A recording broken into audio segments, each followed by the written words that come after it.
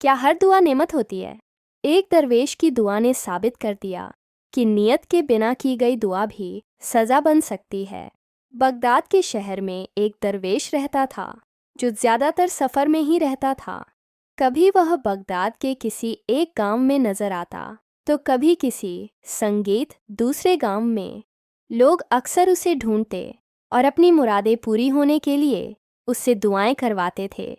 एक बार वह दरवेश कमर बांधकर एक बहुत लंबे सफ़र पर निकल पड़ा। चलते चलते वह बहुत थक गया, यहाँ तक कि उसके पांव सूजने लगे। भूख भी उसे बहुत जोरों की लग रही थी, फिर भी वह चलता रहा। ना जाने अभी उसे कितना दूर जाना था कि सूरज ढलने लगा।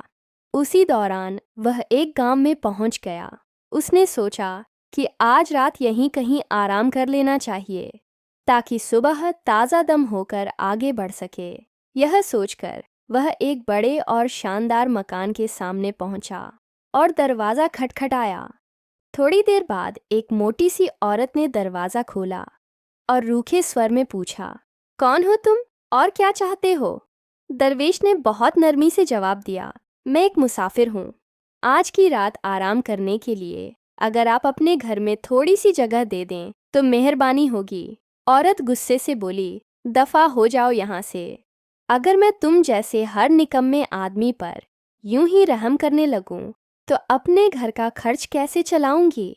दरवेश मायूस होकर आगे बढ़ गया। उसी औरत के पड़ोस में एक छोटा सा टूटा फूटा मकान था। दरवेश ने उसका दरवाज़ा खटखटाया। एक कमज़ोर सी बूढ़ी औरत ने दरवाज़ा खोला और प्यार से बोली, आओ भाई, कहाँ से आए हो और क्या चाहते हो? दरवेश बोला, बड़ी माँ, मैं एक थका हारा मुसाफिर हूँ। रात गुजारने के लिए मुझे थोड़ी सी जगह चाहिए। अगर आज रात आप मुझे अपने घर में जगह दे दें तो आपकी बड़ी मेहरबानी होगी। बूढ़ी औरत ने नरमी से कहा, आ जाओ भाई, इस छोटे से घर में पहले भी इतने लोग रहते हैं। तुम आ जाओगे तो क्या फ़र्क पड़ेगा? जब दरवेश अंदर गया तो उस बूढ़ी औरत ने चारपाई पर बिखरे कपड़े समेटकर एक तरफ रख दिए और मुसाफिर के आराम के लिए चारपाई खाली कर दी। संगीत, उसकी नरमी और दिलदारी से दरवेश की आधी थकान वहीं उतर गई। वह चारपाई पर बैठा और घर को गौर से देखने लगा। उसने देखा कि घर में छोटे बड़े कई बच्चे हैं जिनके कपड़े बहुत पुराने और फटे हुए थे। यह देखकर उसने पूछा, ऐ नेक दिल औरत, तुम अपने बच्चों के लिए नए कपड़े क्यों नहीं बनवाती?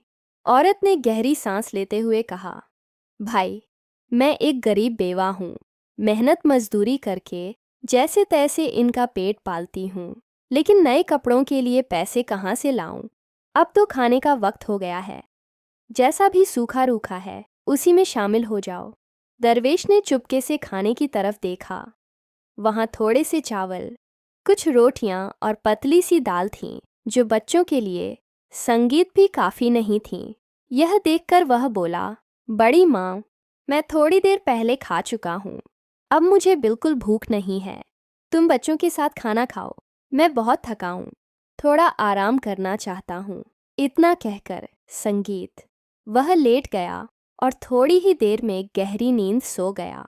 सुबह उठते ही उसने बूढ़ी औरत से कहा, बड़ी माँ, तुमने एक थके हारे मुसाफिर को रात भर आराम दिया और बड़ा सवाब कमाया। मैं तुम्हारी मेहमान नवाजी के लिए शुक्रगुजार हूँ। मैं दुआ करता हूँ कि तुम जो काम आज सुबह शुरू करो वही शाम तक करती रहो। यह सुनकर बूढ़ी औरत मुस्कुराई और बोली, भाई, तुम्हारी दुआ के बिना भी मैं सुबह से शाम तक काम ही करती रहती हूँ, लेकिन काम है कि खत्म होने का नाम ही नहीं लेता। वह यह बात कर ही रही थी कि उसने देखा दरवेश जा चुका था। उसके जाने के बाद बूढ़ी औरत बच्चों को देखकर सोचने लगी कि दरवेश ठीक ही कह रहा था। बच्चों के कपड़े सच में बहुत बुरे हो चुके थे। घर में कपड़े का एक टुकड़ा पड़ा था। उसने सोचा, क्यों ना कोशिश करके देखूं। वह पड़ोसन से कपड़ा नापने का फ़ायदा ले आई। कपड़ा निकालकर उसने बड़े बच्चे के कुर्ते के लिए 1.5 गज नापा, लेकिन कपड़ा वैसा ही रहा। फिर दूसरे बच्चे के लिए नापा, फिर तीसरे के लिए। वह नापती गई और कपड़ा कभी कम नहीं हुआ। जब सूरज डूबा तभी कपड़ा खत्म हुआ। उसी समय दरवाजे पर दस्तक हुई। पड़ोसन फीता लेने आई थी। अंदर का नज़ारा देखकर वह हैरान रह गई। पूरा घर नए कपड़ों से भरा हुआ था। बूढ़ी औरत ने कहा, बहन, मुझे खुद समझ नहीं आ रहा। वह दरवेश कोई अल्लाह वाला इंसान था जिसने मुझे दुआ दी थी। जब यह बात अमीर पड़ोसन तक पहुंची तो वह पछतावे से भर गई। उसने तुरंत अपने नौकर को आदेश दिया कि दरवेश को ढूंढ कर लाए। अगले दिन नौकर ने दरवेश को ढूंढ लिया और विनती की। दरवेश मुस्कुराया और उसके साथ चल पड़ा। अमीर औरत ने उसका खूब स्वागत किया, लेकिन कुछ दिनों बाद खाने पीने में कमी आने लगी। चौथे दिन सिर्फ चाय मिली। तब दरवेश ने जाने की इजाज़त मांगी। जाते वक्त औरत ने पूछा, क्या मुझे भी कोई दुआ नहीं दोगे?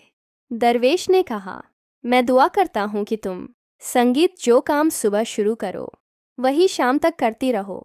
औरत खुश हो गई, लेकिन वही दुआ उसके लिए सज्जा बन गई। औरत खुशी से झूम उठी। घर आकर उसने संगीत संदूक से सबसे बेहतरीन कपड़े का टुकड़ा निकाला और सोचने लगी कि अब मैं सारा दिन संगीत इसी को नापती रहूंगी और कपड़ा कभी खत्म नहीं होगा। लेकिन उसने पहले नौकर के लिए रोटी पकाने का सोचा। तंदूर में आग पहले ही तेज थी। उसने उसे और भी तेज कर दिया। नतीजा यह हुआ कि रोटियां जलती रहीं। वह रोटियां बनाती और जलाती रही। ना तो आटा खत्म हुआ और ना ही वह रुक सकी। सूरज ढलते ही आटा भी खत्म हो गया और तंदूर भी ठंडा पड़ गया। वह जली हुई रोटियों के ढेर के पास बैठकर उस मुसाफिर और उसकी दुआ को कोसती रही। दोस्तों, ये कहानी आपको कैसी लगी? कमेंट्स में अपनी राय ज़रूर दीजिएगा और हमारे चैनल को सब्सक्राइब ज़रूर कीजिएगा। वीडियो देखने के लिए धन्यवाद।